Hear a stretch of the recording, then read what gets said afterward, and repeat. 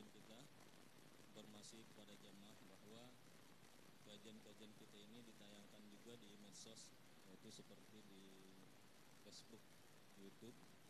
Kami harapkan dukungannya untuk like, subscribe dan share, tentu saja memberikan komen agar follower kita bertambah, dan juga jamaah bisa menyaksikan kembali kajian-kajian yang sudah lewat YouTube tersebut.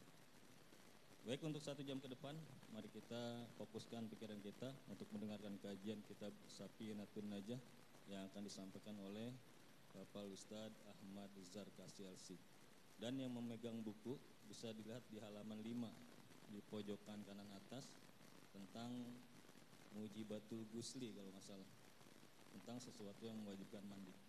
Baik, kami serahkan kepada guru kita Bapak Ustadz Ahmad Zarkasi untuk memberikan materinya. Allahumma sholli ala Sayyidina Muhammad. Bismillahirrahmanirrahim. Assalamualaikum warahmatullahi wabarakatuh. Alhamdulillahi rabbil alamin. Nahmaduhu wa nasta'inuhu wa nastaghfiruh.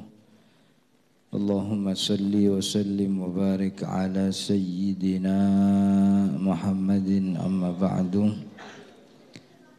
Para jemaah, Bapak Ibu yang dirahmati Allah, alhamdulillah kita siang atau pagi hari ini bisa berkumpul bersilaturahmi, sekaligus juga bisa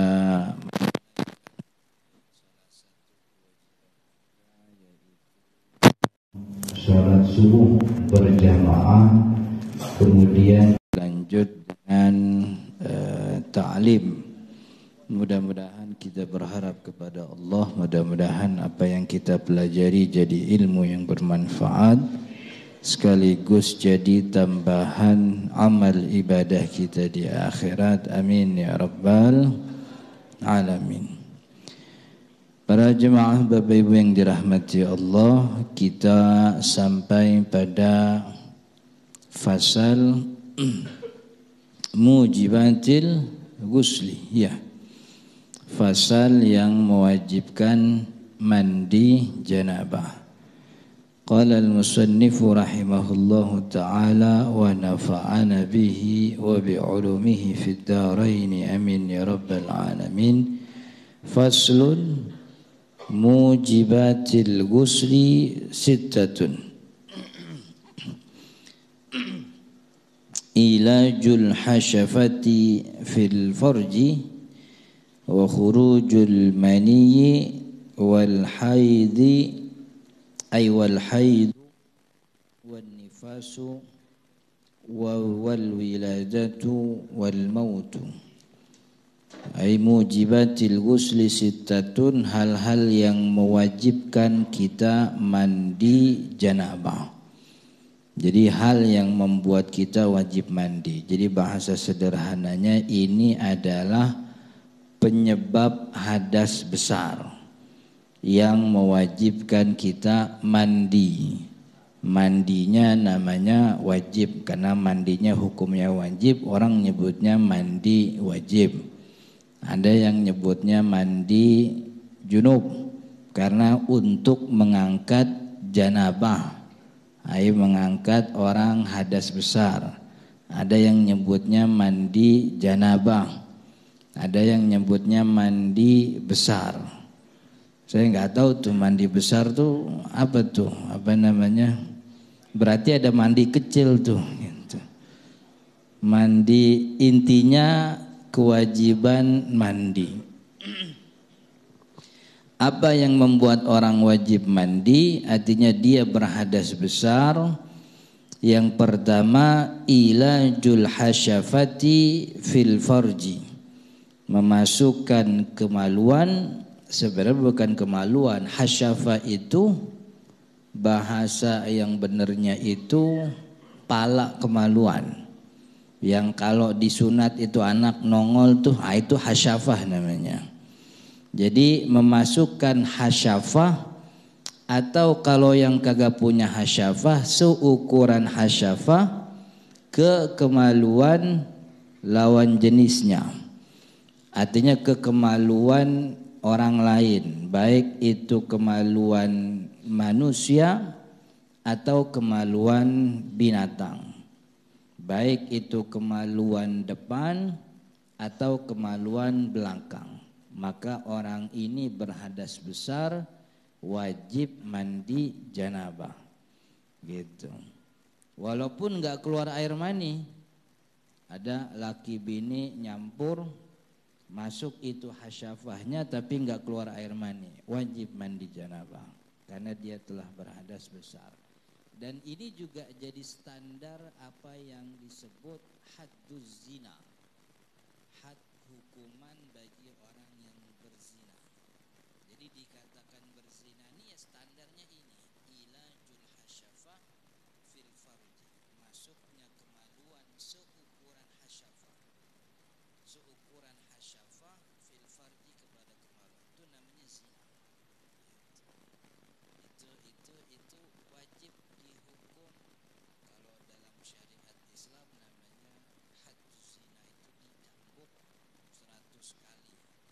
Kalau yang berhubungan badan itu masih bujang atau perawan.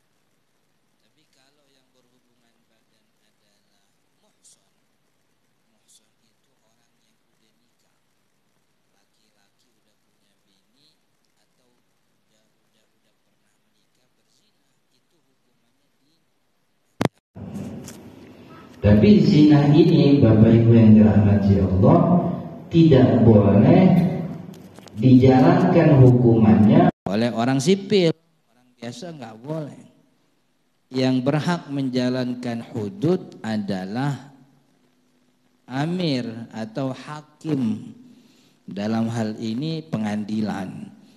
Jadi banyak nih syariat-syariat Islam yang memang secara individu kita nggak punya kewajiban menjalankan, karena itu kewajibannya hakim.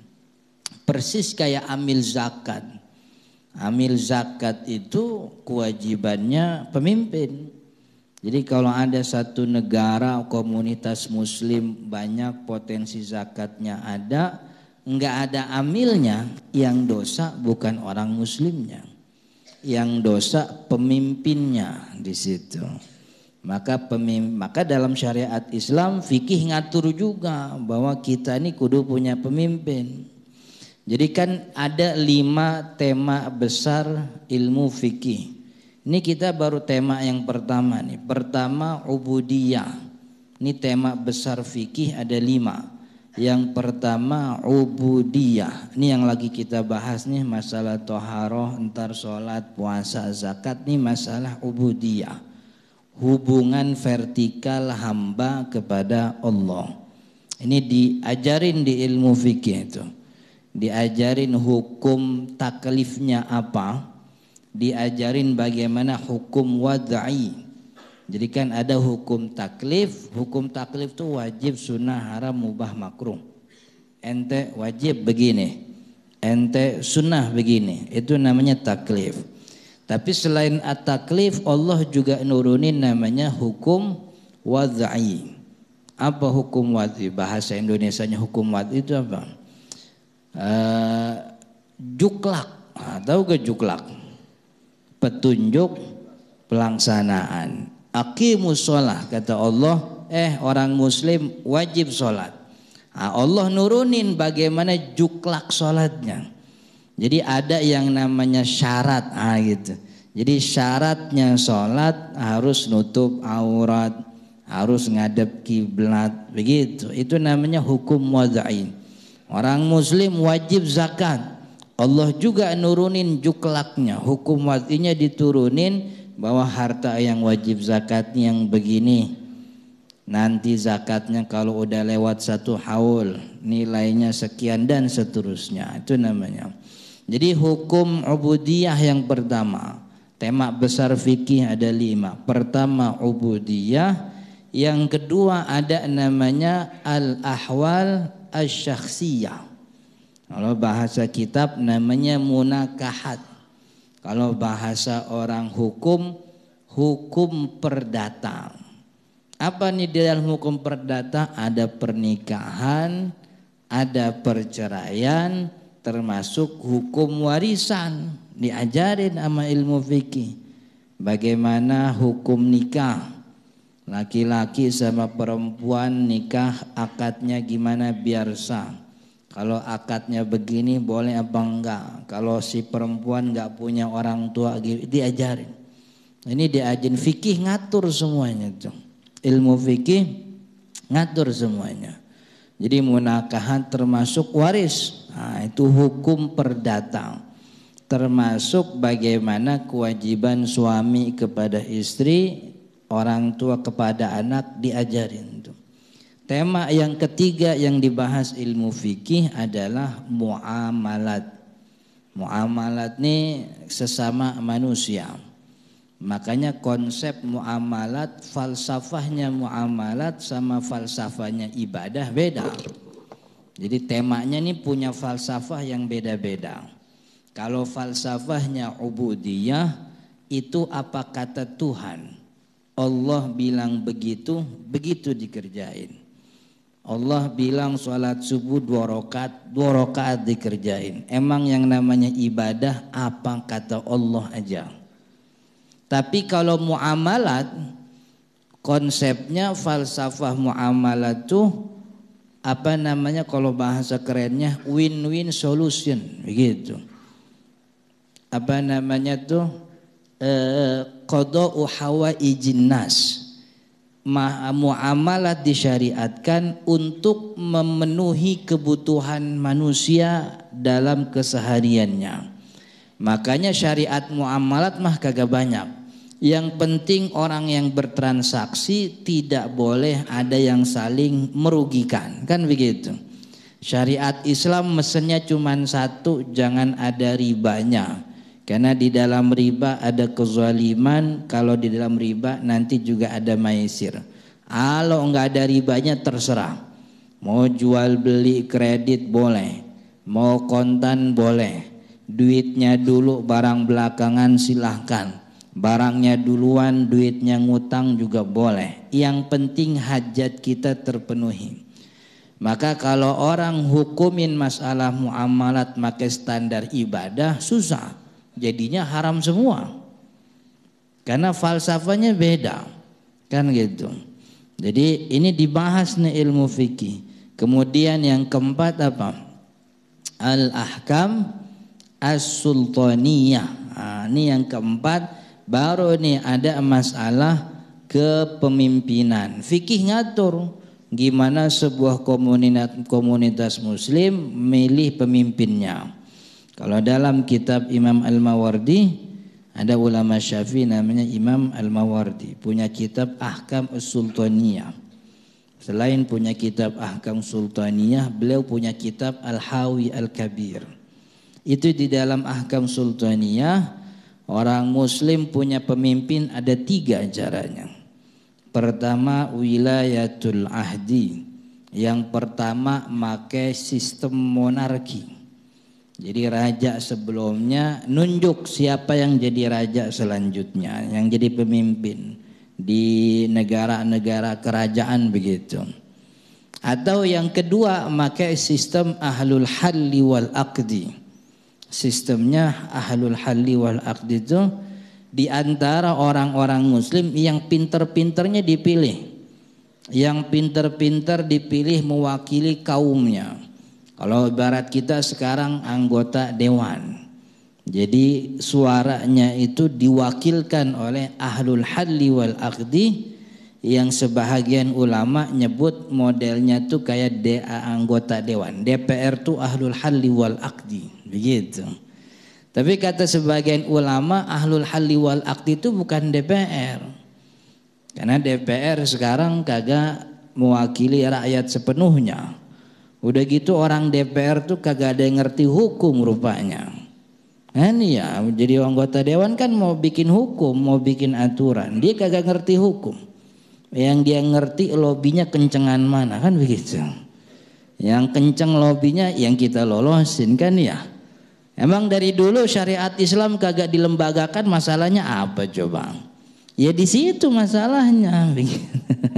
Syariat Islam kita, coba orang Islam di Indonesia punya gak undang-undang nikah? Nggak ada. Undang-undang nikah di pengadilan itu pakai Undang-Undang Nomor 1 tahun 74 tentang perkawinan. Itu undang-undang umum, KUHP itu. KUHP. Undang-undang nikah syariat kagak ada. Undang-undang waris kagak ada. Yang ada undang-undangnya cuman zakat sama wakaf. Kenapa zakat wakaf ada undang-undangnya? Ada duitnya. Nah, gitu. Cuman yang kagak enaknya orang-orang yang diangkat amil oleh pengadilan atau oleh badan amil zakat itu tidak berposisi sebagai penegak hukum, nggak punya hak penindakan. Kayak polisi kan bisa datang ke rumah orang, ketok-ketok bilang, "Neh, surat geledah." Boleh gak begitu polisi? Amil zakat boleh gak begitu? Anggota dewan diketok, mau ngapain Pak Haji? Nih surat geledah, kita mau geledah, sampean punya mas kagak bayar zakat. Boleh gak begitu? Kita yang dilaporin kan. Ini ahkam sultaniyah nih, dalam fikih diajarin tuh. Selain maka wilayatul ahdi, ada ahlul halli wal aqdi, atau ada namanya isti'la. Isti'la itu kudeta. Jadi kudeta itu salah satu cara yang dalam fikih Islam itu legal tuh. Karena zaman dulu emang begitu modelnya. Iya, Abbasiyah gugur sama Umayyah diapain? Ya dikudeta kan gitu. Umayyah sama Fatimiyah dikudeta lagi. Fatimiyah dikudeta sama Al-Mamalik gitu. Akhirnya sampai Utsmaniyah. Utsmaniyah dikudeta sama Mustafa Kemal Atatürk. Jadi Republik Turki. Udah nggak ada lagi yang namanya kesultanan. Sampai sekarang gitu. Jadi yang penting mah ada pemimpin. Caranya 3 ini sah begitu. Cuman jangan kudeta, kalau kita mah jangan. Jadi ribut kudeta mah bahaya. Tapi itu diajarin di tugas-tugas pemimpin, diajarin sama fikih. Kalau udah jadi pemimpin kudu ngapain nih buat syariat Islam. Kan begitu. Kemudian setelah ahkam sultaniyah, tema besar yang kelima adalah al-jinaiyah. Apa jinaiyah? Hukum pidana. Orang yang melanggar syariat, ada itu hukumannya. Kan ya? Sampai disebutkan dulu kita belajar di Safinatun Najah, orang yang ninggalin sholat itu kan hukumannya apa? Dieksekusi. Ini ngomong ninggalin sholat dieksekusi juga gak enak nih. Dan memang iya. Dalam kata Syekh Salim bin Sumer nih, waktu bahas tayamum udah nyampe apa belum? Belum. Waktu bahas tayamum ntar. Jadi ada sebab tayamum, kita boleh tayamum, airnya ada, cuman cukup buat minum. Lalu yang siapa yang minumnya itu menjadi mulia sehingga kita boleh tayamum, karena airnya buat minum dia, nih orang yang mana yang dibolehin? Kata Syekh Salim, semua makhluk kalau emang butuh air kasih dia minum, kita tayamum, kecuali 6 makhluk. Ada 6 makhluk yang tidak punya kemuliaan dalam syariat, yang kalau dia mati biarin dia mati, mending kita sholat daripada kita kagak make wudhu. Begitu. Siapa 6 makhluk ini?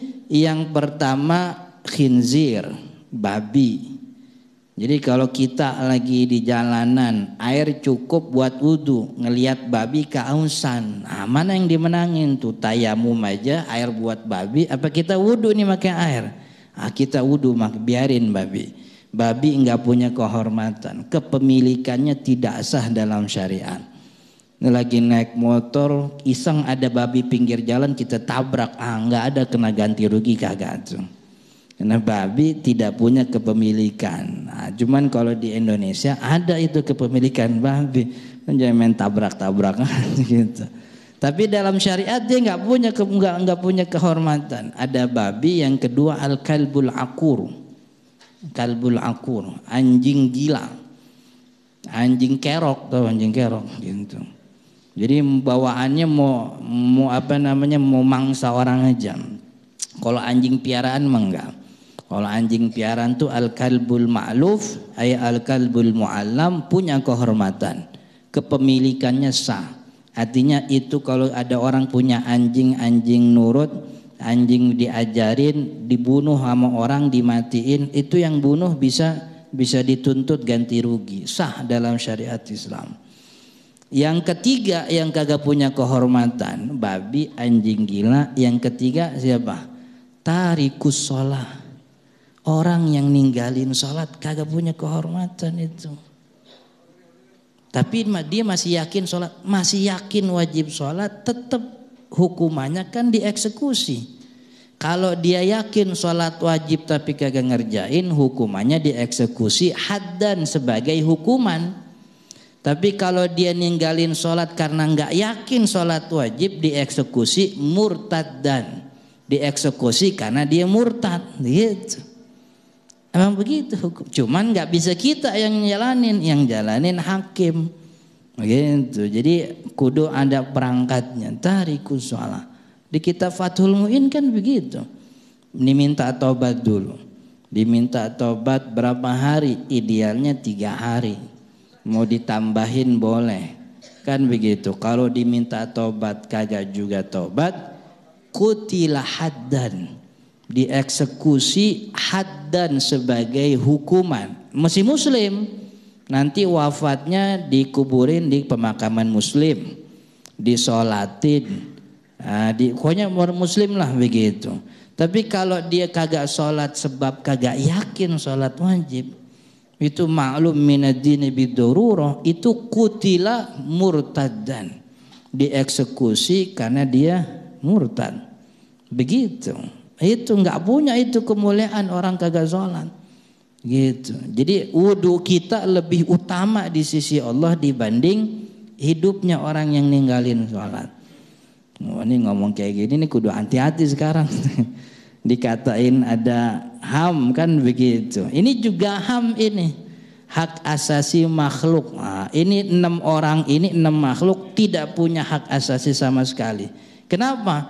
Karena hak yang paling utama untuk ditinggikan adalah haknya Allah. Haknya Allah wajib kita tinggikan. Kenapa ini orang kagak punya kemuliaan?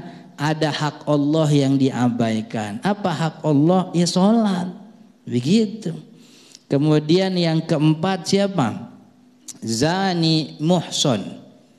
Orang yang berzina, zinahnya muhson. Zina tapi udah kawin, tuh nggak juga punya kehormatan, nggak punya kemuliaan. Kemudian yang kelima al-kafirul harbi, kafir harbi. Kafir harbi itu kafir apa namanya?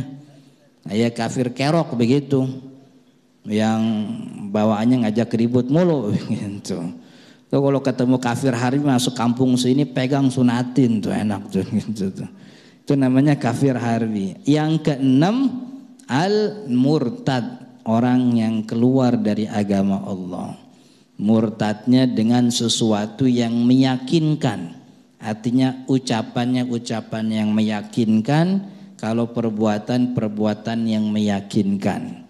Meyakinkan tuh ya tahu-tahu duduk di depan gereja di nyembah. Itu tuh kan meyakinkan banget tuh. Itu murtad. Ini 6 makhluk ini hilang hak asasinya sebagai makhluk karena dia telah meninggalkan hak Allah. Begitu. Jadi jauh sebelum orang kita ngomong HAM, Nabi Muhammad waktu Fathu Makkah kan udah ngomongin HAM.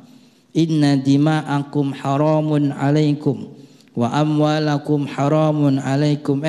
Orang non muslim enggak apa-apa, biarin hidup di sini, yang penting akur. Hartamu, kehormatanmu, dirimu haramun alaikum, itu punya kehormatan, dijaga oleh syariat. Kan begitu. Itu Nabi Muhammad.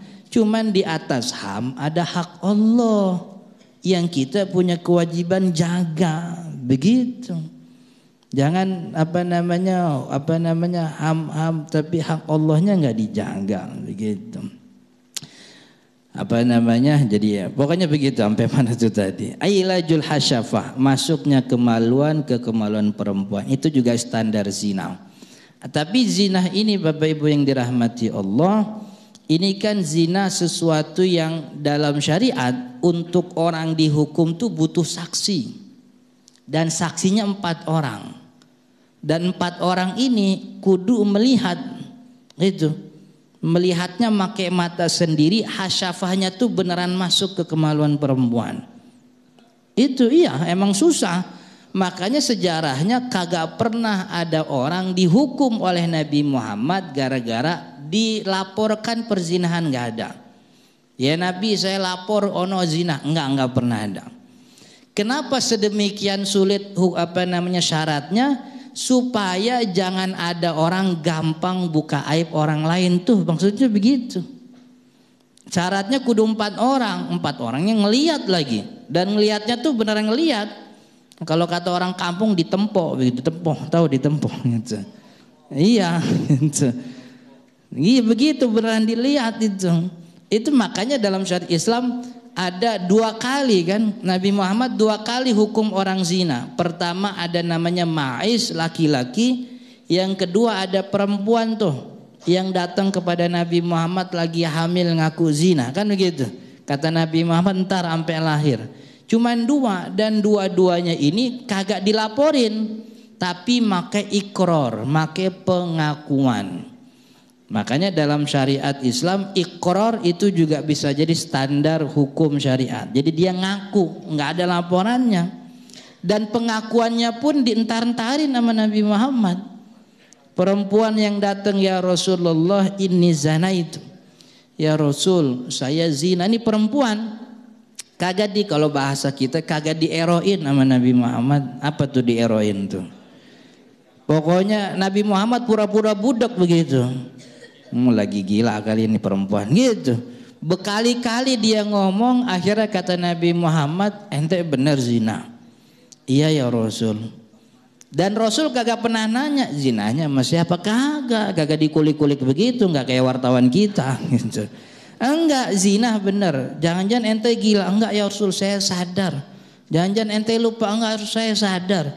Dicari-cari alasan sama Nabi supaya kagak dapat nih hukuman zina begitu. Akhirnya kata Nabi Muhammad, ya udah dah, cuma ntar tunggu dah, ente lagi hamil sampai melahirkan, kan begitu. Akhirnya 9 bulan ngelahirin, lahir bayi, datang lagi ke Nabi, ya Rasul hukum saya zina ini. Kata Nabi Muhammad, ntar dah nyusuin dulu sampai 2 tahun. 2 tahun nyusuin baru datang. Nabi Muhammad nggak lagi punya alasan, akhirnya dihukum, dirajam karena perempuan ini muhson.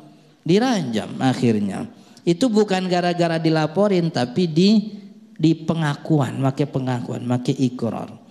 Ada yang kedua namanya ma'iz. Nah ma'iz ini rada unik ceritanya.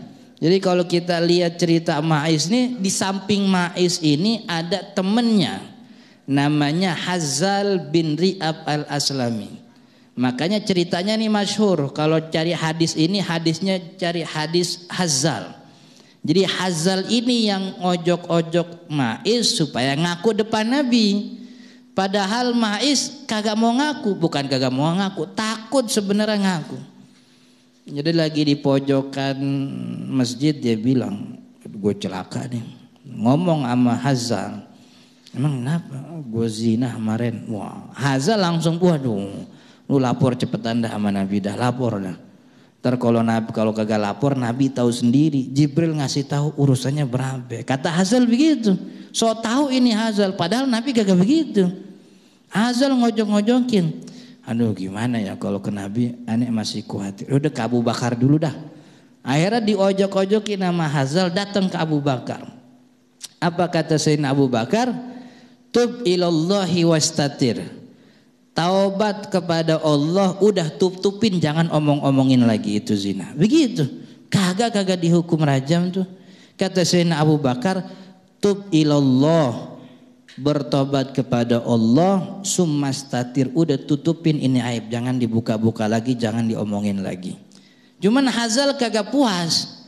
Hazalnya nih yang kagak puas, bukan Maiznya. Hazal ngojokin, waduh kurang mantep nih Abu Bakar jawabannya nih. Ke Umar gitu. Datang ke Umar. Sayyidina Abu Bakar udah datang ke Umar. Apa kata Sayyidina Umar? Jawabannya sama Sayyidina Abu Bakar. Kata Sayyidina Umar, tub ilallahi summastatir. Bertobat kepada Allah, tutupin ini aib, jangan diomong-omongin, udah jangan nongol lagi depan saya. Itu kata Sayyidina Umar tuh. Maiz udah tenang sebenarnya. Hazal ini yang ngojok-ngojokin lagi. Waduh, kagak beres nih urusannya. Lu ke Nabi aja dah biar beres gitu. Ke Nabi aja dah. Ntar kalau kagak dilaporin ke Nabi, Nabi tahu sendiri, berabe ente. Ntar ente diomongin pas Nabi Muhammad lagi khutbah kata begitu. Ada wahyunya. Jangan jangan didemin, kita lapor. Akhirnya lapor. Nah sama kayak si perempuan yang lapor tadi, Nabi Muhammad juga pura-pura budek itu Hazal bilang saya zina. Didiemin. Sampai akhirnya berkali-kali si Hazal Ri'ab Maiz ngomong, Nabi Muhammad bilang abika junnah, ente lagi gila ya begitu. Jadi ngasih cara supaya kagak dapet ini hukuman, lagi gila kali ente. Cuman pas ditanya begitu yang jawab Hazal, la ya Rasul innahu fi yaqdha. Enggak Rasul, dia emang lagi sadar. Waduh, Hazal ini yang ngojokin bener. Akhirnya Nabi Muhammad ngomong kepada Hazal, halla satarta bisawbika khairun laka. Ngomong nih kalau bahasa kita sambil nunjuk Hazal, mending lu tutupin temen lu yang lagi zina pakai kain lu, itu lebih baik daripada lapor ke sini. Begitu kata Nabi Muhammad. Makanya yang namanya kaidah dosa besar, muslim itu dibaik-baiknya untuk menutupi aib saudaranya. Jadi halla satarta bisawbika khairun laka itu jadi kaidah tuh. Halla satarta bisawbika, tutupin pakai kain punya lu nih, temen lu lagi zina, tutupin. Itu lebih baik bagi kamu daripada dilaporin. Begini. Makanya hudud itu bagusnya di syubhat, makai syubhat, dihalang-halangin. Ada kaidah al khata'u fil afwi khairun minal khata'i fil haddi. Salah memaafkan lebih baik daripada salah menghukum. Salah nih, dia udah dimaafin dah. Salah padahal dia beneran salah, cuman dimaafin. Salah memaafkan lebih baik daripada salah menghukum. Begitu. Kalau kita kan nggak sekarang. Aib orang kita jembreng kemana-mana begitu. Udah zina kita omongin tiap hari itu. Itu bagusnya yang namanya zina kita tutupin. Suruh dia orangnya bertobat begitu. Tapi Nabi Muhammad karena udah ada iqrar, ya Nabi Muhammad jalanin syariat. Udah ada iqrarnya, akhirnya Maiz dirajam karena sudah iqrar begitu. Jadi rajam Nabi Muhammad terhadap pezina cuma 2 orang doang itu. Dan itu bukan gara-gara ada saksinya, tapi iqrar sendiri. Begitu. Ini yang namanya wajib mandi janabah dukhulu hasyafah. Jadi kalau nyampur sama bini kagak masuk-masuk, berarti nggak wajib mandi janabah. Gitu. Jadi emang kudu ada yang hasyafah, seukuran kepala kemaluan. Jadi kalau kita lihat anak kita sunat, sunat tuh ternyata syariat Islam doang yang punya tuh. Agama lain kagak punya syariat sunat. Khitan gitu doang. Dan itu bagus tuh, terbukti ternyata. Laki-laki perempuan yang dikhitan sejak kecil pertumbuhannya jauh lebih baik daripada yang kagak dikhitan. Makanya saya dengar teman saya tuh di Jepang gitu. Katanya rumah sakit sekarang punya paket lahiran sekalian sunat gitu. Jadi sunatnya pas lagi bayi. Itu lebih bagus daripada udah rada gedean. Soalnya pas lagi bayi rasa sakitnya kagak ada. Iya bener. Kan Nabi Muhammad nyunatin Hasan Husain umur berapa? Umur 8 hari. Hari ke-8 disunat itu. Hari ke-7 sebagian ulama bilang.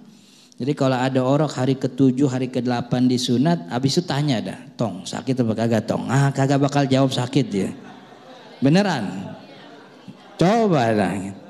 Emang enggak, orang kayak gitu belum bisa tengkurap. Karena belum bisa tengkurap maka kagak bakal ada macam-macamnya. Ya sakit timbang nangis doang dah begitu. Itu Hasan Husain begitu. Maka bagusnya sunatnya emang lagi masih baik gitu. Ntar coba kapan waktu punya orang junatinnya pas umur 7 tahun. Kan enak, kagak ada hajat pas 7 hari. enak juga kagak ada hajatannya kan ya. Sekalian orang datang malah ini apa namanya, malah ngasih duit paket buat orang lahiran kan gitu. Jadi apa namanya itu apa namanya ilaju hasyafah. Wa khurujul mani, yang kedua hadas besar ini wajib mandi janabah karena keluar air mani. Jadi air mani sama masuk kemaluan dibedain. Karena bisa aja orang yang berhubungan badan nggak keluar air mani, bisa jadi orang keluar air mani nggak pakai hubungan badan. Maka dua-duanya nomornya beda.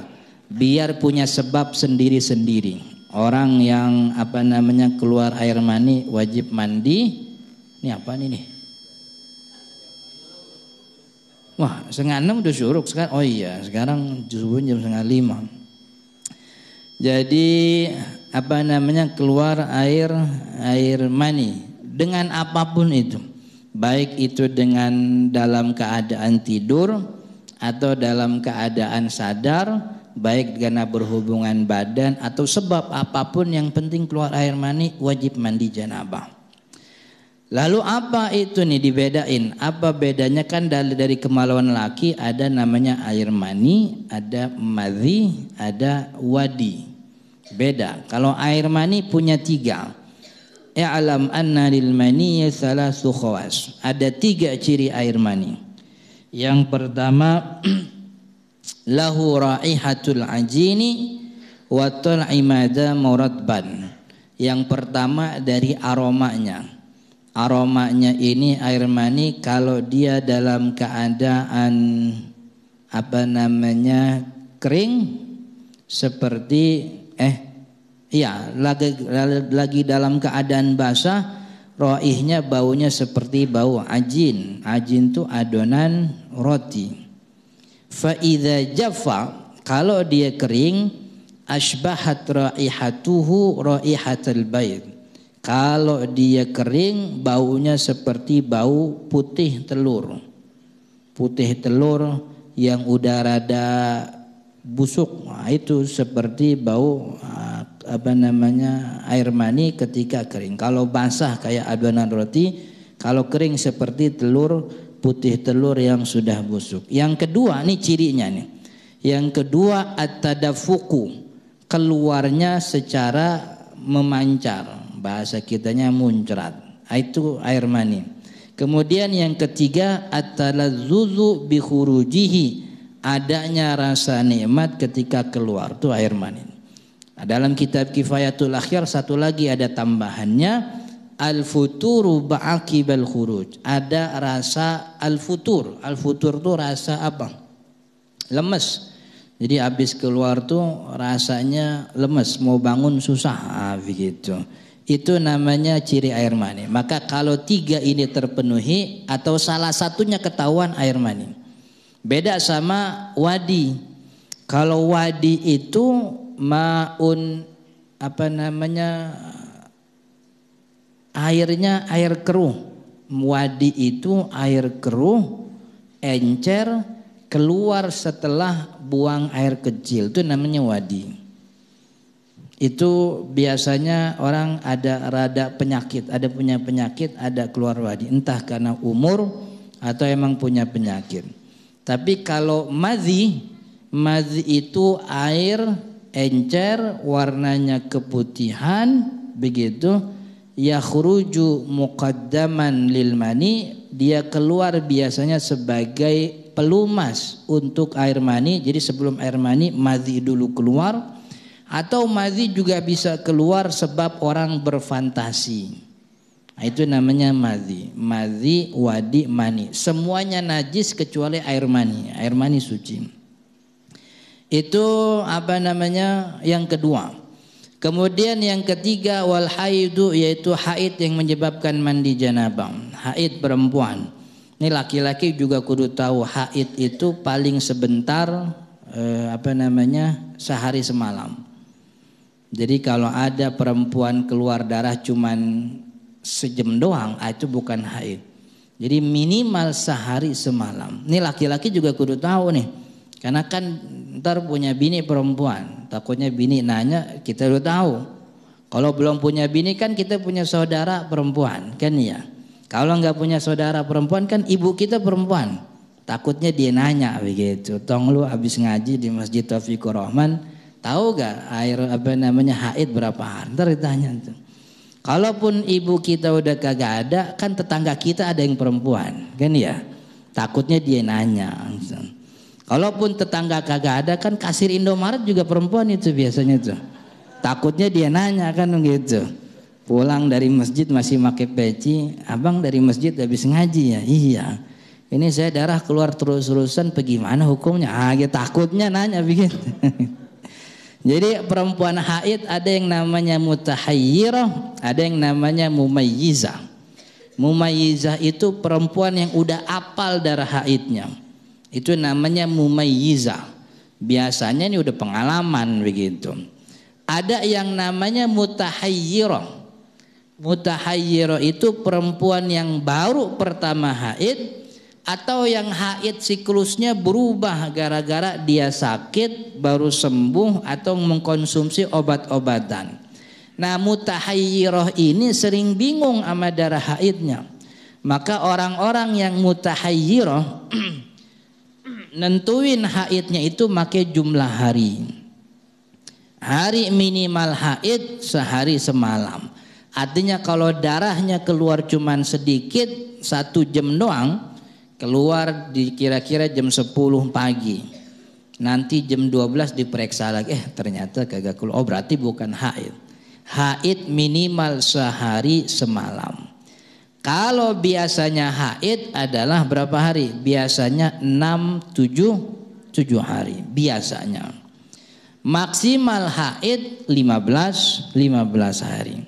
Jadi minimal sehari semalam, biasa 6-7 hari, paling maksimal 15 hari. Kalau darah tanggal 1 keluar, 2, 3, 4, 5 sampai tanggal 15 terus-terusan keluar, maka hari ke-16 walaupun darah masih keluar, hari ke-16 dia suci. Karena maksimal darah haid 15 hari. 15. Ini 15 hari sehari sama 6 ini Imam Syafi'i kagak ada ayatnya, kagak ada hadisnya. Ini Imam Syafi'i bilang begini, ini make sensus. Iya, Imam Syafi'i itu ngetok pintu orang Hijaz, Mekah, Madinah ditanyain. Atu-atu ditanyain perempuan. Sampai sekian tahun baru kemudian punya kesimpulan minimal haid sehari semalam. Biasanya 6 hari 7 hari. Maksimalnya 15 hari. Ditanyain semuanya atu-atu. Mbak kemarin haid berapa hari mbak? Gitu ditanyain. Oh, ada yang jawabnya, oh berarti kesimpulannya maksimal haid 15 hari. Begitu. Dan kalau masa suci paling minimal masa suci 15 hari. Minimal masa suci 15 hari. Jadi suci tanggal 5. Maka kalau ada darah keluar tanggal 10, berarti itu bukan darah haid, karena masa sucinya baru 5 hari. Minimal masa suci 15 hari, begitu. Jadi paling benar dia keluar darah tanggal 20 tuh, udah lewat 15 hari. Itu masa suci. Paling sebentar 15 hari. Paling lama masa suci berapa? Tidak ada batasnya. Enggak, jadi masa suci enggak ada batas. Jadi ada orang yang suci lama bertahun-tahun. Dan ada satu perempuan yang kagak pernah haid, masa sucinya selamanya abadi. Siapa tuh? Sayyidah Fatimah. Anaknya Nabi Muhammad SAW, Sayyidah Fatimah kagak pernah haid. Makanya dia disebut Sayyidatu Ahlil Jannah. Tuannya ahli surga bagi kaum perempuan. Kalau tuannya ahli surga bagi orang muda, Sayyidina Hasan Husain, anak muda, begitu. Sayyidah Fatimah adalah tuannya ahli surga bagi kaum perempuan, karena beliau satu-satunya perempuan yang sepanjang umur ibadah isinya. Kalau orang kita perempuannya umur 30, 15 tahun berarti ibadah 15 tahun haid. Begitu. Karena kan haid 15 hari. Itu terus dipotong begitu. Jadi kalau ada orang umur 40, 20 tahun ibadah, 20 tahunnya dilewatin pakai haid. Begitu. Jadi Sayyidah Fatimah enggak. Makanya kata Imam Syafi'i berarti masa suci tidak ada batasnya. Jadi kalau ada kita punya bini kagak haid-haid, jangan bingung gitu. Emang rezeki itu namanya. Kagak usah bingung. Mama kagak pernah kelihatan haid. Iya Pak, tahu nih habis ngelahirin kagak pernah haid lagi. Alhamdulillah itu rezeki namanya itu. Kagak usah ditanya. Biasanya begitu. Biasanya habis lahiran nifas, habis nifas tuh ada beberapa perempuan yang datang haidnya lama. Biasanya begitu, ada tuh. Saya punya teman itu habis lahiran perempuannya sampai 2 tahun tuh kagak haid. Iya, 2 tahun kagak haid. Emang dia sambil minum juga sih, minum pil KB katanya tuh. Habis lepas pil KB begitu baru ketemu haidnya.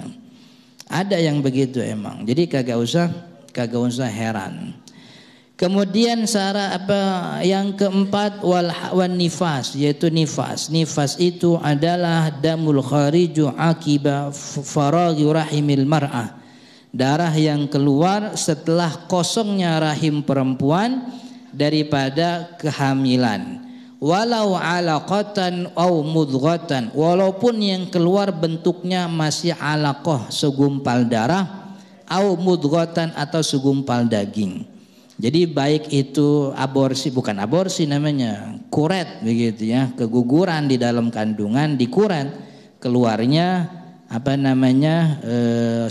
itu nifas gitu. Itu nifas.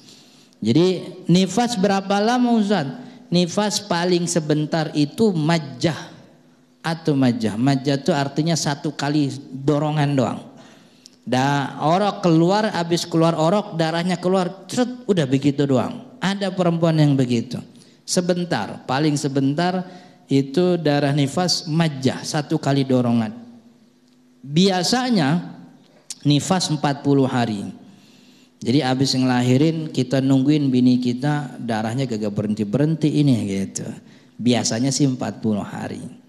Kalau 40 hari lewat Ustaz, paling maksimal nifas 60 hari. Jadi hari lahir tanggal 5, itu 5 terus sampai tanggal 30 masih keluar, sampai tanggal 5 bulan depannya masih keluar, sampai tanggal 15 tuh maksimalnya. Lewat tanggal 60 hari ya, 60 hari 2 bulan. Pokoknya udah lewat 60 hari darah masih keluar, ini hukumnya suci. Darahnya darah istihadah namanya. Jadi itu darah nifas. Jadi paling maksimal 60 hari. Itu 60 hari laki perjuangan banget tuh nungguinnya tuh. 60 hari gitu. Pop mie habis dimakan tuh 2 bungkus. 2 kardus itu pop mie. Jadi itu nifas. Jadi setelah darahnya berhenti wajib mandi janabah. Dan yang kelima al-wiladah, melahirkan. Ini banyak orang kagak tahu. Jadi orang sekalian katanya habis ngelahirin kagak mandi janabah. Padahal wiladah, melahirkan, itu bagian daripada hal yang membuat orang berhadas besar. Jadi wajib mandi, wajib mandi janabah gitu. Habis ngelahirin ya kagak habis ngelahirin banget, masih lemas orang. Ntar nunggu kira-kira berapa jam mandi begitu. Emang wajib itu hukumnya al-wiladah. Tapi Ustaz kalau kagak mandi Ustaz, ditungguin sampai nifasnya selesai boleh apa enggak? Sebagian ulama Syafi'i bilangnya boleh. Karena ada 2 penyebab dan dibersihkan dengan 1 kali mandi, boleh gak? Boleh. Sebagaimana 2 penyebab hadas diangkat dengan 1 kali wudu. Dia tidur juga, dia kentut juga. Kan itu 2 penyebab hadas yang berbeda. Tapi diangkatnya cukup dengan sekali wudu. Mandi janabah juga sama. Orang ngelahirin kagak mandi, berarti hadas 1 hadas kagak diangkat. Muncul ini nifas, akhirnya ada 2 hadas. Berarti 2 hadas berkumpul dalam 1 waktu, maka mandinya cukup sekali nggak apa-apa. Ya cuman habis mandi biasain jalanin ini syariat namanya mandi wajib habis ngelahirin. Kenapa wajib Ustaz? Karena bayi esensinya air mani. Sebagaimana air mani keluar orang laki wajib mandi, perempuan juga sama. Begitu. Jadi wajib mandi. Saya punya istri kagak make diajarin tuh. Anak pertama lahir jam 1 malam, jam 6 pagi dia mandi sendiri. Ya mandi sendiri, masa saya mandiin gitu. Mandi sendiri dia. Pagi-pagi turun dari kasur bidan ke kamar mandi, mandi dia, mandi janabah habis ngelahirin. Anak kedua lahirnya jam 3 pagi sebelum subuh. Jam 9 pagi turun dari kasur dia mandi lagi gitu. Anak ketiga keluarnya siang, jam 2 siang. Mau maghrib dia mandi gitu. Mau maghrib dia mandi. Jadi udah ngerti alhamdulillah. Habis ngelahirin ada kewajiban mandi janabah. Tapi pun kalau ditunda sampai datang nifas, jadi sekalian 2 hadas nggak apa-apa juga. Cuman emang kita ngejalanin syariatnya begitu. Mandi termasuk penyebab hadas besar. Karena kan kebutuhan untuk mengangkat hadas besar untuk kebutuhan sholat. Emang lagi kayak gitu kan kagak wajib sholat Ustaz. Jadi kita tunda aja sampai nifas, boleh dah begitu nggak apa-apa. Cuman kata ulama itu kelahiran juga penyebab hadas besar, wajib diangkat, maka yang namanya mandi janabah. Yang keenam al-maut. Al-maut yang keenam, al-maut ini artinya kematian. Wajib mandi cuman bukan si mayat yang mandi gitu. Kalau mayat mandi orang pada kabur. Tapi kata Imam An-Nawawi dalam kitab Kifayatul Akhyar dijelaskan mandi untuk mayit itu bukan mandi janabah. Karena mandi janabah itu kan hukumnya orang mukallaf. Orang yang udah meninggal itu kagak ada hukum taklifnya. Maka mandi untuk jenazah itu mandi untuk membersihkan kotoran. Bukan untuk mengangkat hadas besar. Karena orang yang meninggal udah gak kena hukum taklif tuh. Jadi bukan untuk mengangkat hadas besar. Makanya mandiin jenazah kagak perlu pakai niat. Karena tugas mandiin jenazah untuk bersihin kotoran, bukan ngangkat hadas. Kalau ngangkat hadas kan kudu niat, pakai niat. Tapi kalau jenazah nggak perlu niat. Maka itu beliau jelaskan tuh Imam Taqiyuddin Al-Isni. Kata Imam Nawawi, kalau kagak ada orang muslim yang bisa mandiin jenazah, orang non muslim boleh. Karena mandiin jenazah kagak perlu pakai niat. Ini mandi ngebersihin aja. Non muslim boleh. Maksudnya ada jenazah perempuan nih. Orang perempuan saudaranya kagak ada. Yang lain kerabatnya nggak ada. Orang perempuan di situ ada cuman udah tua banget. Megang gayung juga udah nggak mampu gitu. Yang ada perempuan masih rada kuat, muda, bisa megang jenazah orang non muslim. Maka non muslim lah mandiin nggak apa-apa. Karena mandiin jenazah tidak untuk mengangkat hadas besarnya begitu. Tapi kata Imam Rafi'i ini sama Imam Nawawi CS-an dia berdua gitu. Hidupnya hampir barengan. Imam Nawawi lebih dulu dikit, baru Imam Rafi'i lebih dikit, Imam Nawawi. Imam Nawawi, Imam Rafi'i itu kalau kata kitab-kitab fikih Syafi'i disebut Syaikhai Syafi'iyah. Dua gurunya orang Syafi'i itu Ar-Rafi'i dan juga An-Nawawi. Ar-Rafi'i di Khurasan, Nawawi di Baghdad begitu. Nawawi di Baghdad, ini Rafi'i di Khurasan. Khurasan tuh Irak, Iran rada kesonoan dikit begitu. Jadi dua ulama inilah yang merumuskan fatwa-fatwa mazhab. Dulu mazhab dari Imam Syafi'i fatwanya banyak. Lalu muncul ulamanya fatwanya banyak lagi. Nah Imam Rafi'i, Imam Nawawi ini ngumpulin mana yang pendapat benar-benar pendapat mazhab, mana pendapat pribadi ulamanya. Dipisah-pisahin itu Imam Rafi'i sama Imam Nawawi. Kata Imam Ar-Rafi'i, mandi untuk jenazah memang bukan mandi mengangkat hadas, tapi mandi ta'abudiyah, mandi yang sifatnya ibadah. Ibadah, karena ini ibadah maka butuh niat. Kagak boleh ada orang non muslim mandiin jenazah muslim. Begitu kira-kira. Mudah-mudahan bermanfaat. Sampai di sini sampai kiranya masih ada berapa menit nih. Kalau memang ada yang ingin tanyakan silahkan. Sebelum kita akhirnya tutup. Jam berapa nih? Jam 6 aja ya udahan ya begitu. Jangan lama-lama. Silahkan kalau ada yang ingin tanya silahkan. Silakan kepada ibu-ibu atau bapak-bapak yang ingin menanyakan permasalahan tentang mandi wajib tadi. Ada ibu-ibu? Oh, ada.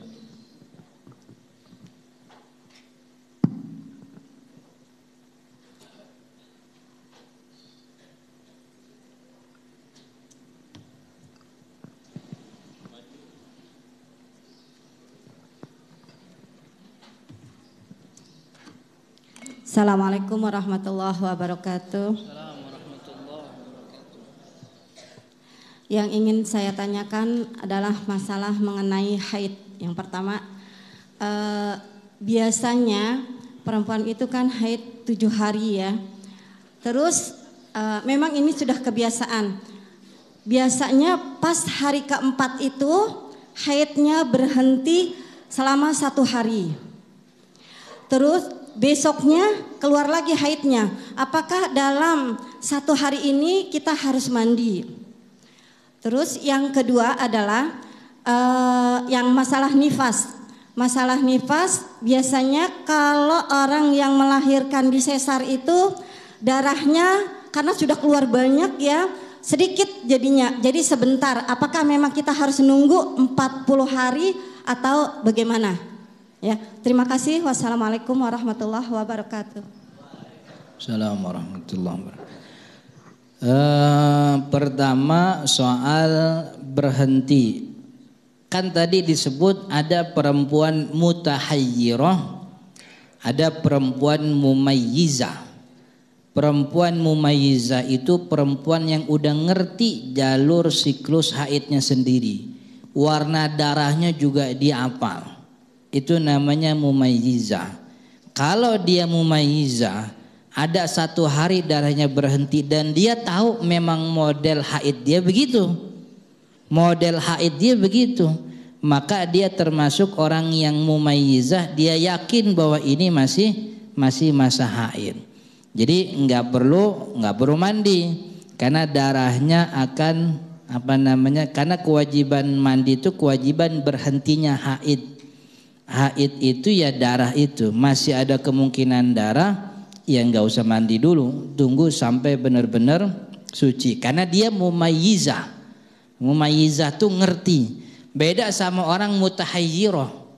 Mutahayyirah tuh yang bingung. Kalau orang mutahayyirah bingung, mandi karena dia karena mutahayyirah kagak yakin nih. Ntar bakal keluar lagi apa kagak ya, dia kagak yakin. Maka ketika itu dia mandi sebagai bentuk kehati-hatian sholat. Tapi kalau mumayyizah ya berhenti ntar juga keluar lagi kan begitu. Emang ntar bakal keluar, itu namanya mumayyizah. Jadi untuk dia wajib mandi ketika dia sudah yakin darahnya benar-benar berhenti. Dan dia udah hafal nih, emang modelannya hari keempat biasanya berhenti. Ngasok dulu dia kali, capek kali dia keluarnya gitu. Akhirnya hari kelima baru keluar lagi. Itu mumayyizah namanya. Begitu. Kemudian yang soal orang sesar. Orang sesar itu darah yang keluar bukan lewat rahim. Jadi definisinya Imam Syafi'i darah nifas itu dari rahim keluarnya. Kalau keluarnya lewat perut kayak orang sesar itu darah jatuhnya bukan darah nifas. Tapi biasanya orang sesar keluar lagi, habis dipotong itu perut, bayinya diangkat, ditambal, itu darah nanti keluar lagi lewat kemaluan. Dan biasanya ada yang sedikit, ada yang banyak. Bini saya tuh ketiga sesar, darahnya darah terus-terusan keluar juga sama yang orang biasa. Intinya darah nifas itu paling sebentar 1 kali majah. Sekali dorongan kagak ada keluar lagi, udah kagak usah nungguin lagi. Emang segitu doang dari nifas. Dan kalau dia terus-terusan keluar biasanya berkelanjutan tuh terus sepanjang. Jadi emang terus-terusan keluar gitu. Jadi kalau emang udah nggak ada yang keluar berarti emang nifasnya sebentar doang begitu. Jadi darah nifas itu modelnya berhenti ya berhenti sekalian, terus-terusan ya terus-terusan sekalian.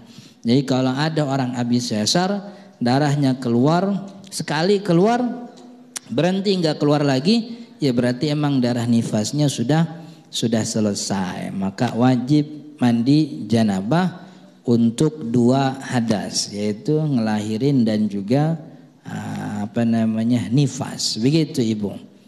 Oke, ada lagi? Udah. Satu lagi. Ada satu lagi nih Ustaz.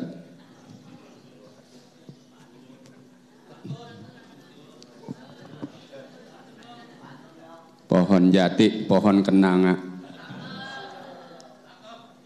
tumbuh benalu di pohon jambu. Maksud hati saya kepengen nanya, tapi malu banyak ibu-ibu. Soalnya pertanyaannya ini masalah ginian. Iya, Bu, pulang aja dulu dah, ibu-ibu anak-anak pada pulang. Saya ngomongnya ini nggak bisa. Pertanyaan saya begini Ustaz, masalah itu tadi janabah, kan kalau yang namanya wajib mandi bila kemaluan laki-laki dan perempuan itu harus mandi, dan laki-laki kalau memasukkan kemaluannya selain dari kemaluan perempuan juga harus mandi. Bu, kalau kemasukan kemaluan laki-laki itu kan biasa, tapi kalau kemasukan jangkrik itu apakah harus mandi? Pernah terjadi Ustaz, pernah terjadi itu di Pulau Jae, belum lama, ya setahun 2 tahun inilah. Jadi itu dia dimasukin belut, benar ada ceritanya, barangkali juga pada tahu nih. Ya dimasukin belut, jadi itu pas saya dengar saya menolongin, saya mengeluarin, udah dibawa ke rumah sakit. Saya terburu-buru, saya menolongin, saya mau bantu keluarin, nggak taunya udah dibawa ke rumah sakit. Nah, pertanyaan saya, apakah yang demikian itu wajib mandi janabah? Sekian saja pertanyaan saya. Assalamualaikum warahmatullahi wabarakatuh. Assalamualaikum warahmatullahi wabarakatuh. Jadi wajibnya mandi janabah begitu. Saya lagi bayangin belut masuk bagaimana itu. Wajib mandi janabah yang pertama masuknya kemaluan ke kemaluan. Bagaimana kalau yang masuk bukan kemaluan? Hadis yang jadi rujukan, yang jadi dasar kewajiban mandi janabah, kata Nabi Muhammad, idza taqal khitanan, kalau 2 khitan bertemu, faqad wajabal ghuslu. Kalau 2 khitan bertemu maka wajib mandi. Dalam hadis yang lain dikatakan idza massal khitanul khitana. Kalau khitan menyentuh khitan yang lain, maka wajibal ghuslu, wajib mandi janabah. Jadi teks hadis yang menyebutkan itu adalah khitan. Maka kalau kemaluan perempuan dimasuki oleh selain khitan gitu, selain yang disebut sebagai kemaluan itu, maka tidak wajib mandi janabah. Masuknya make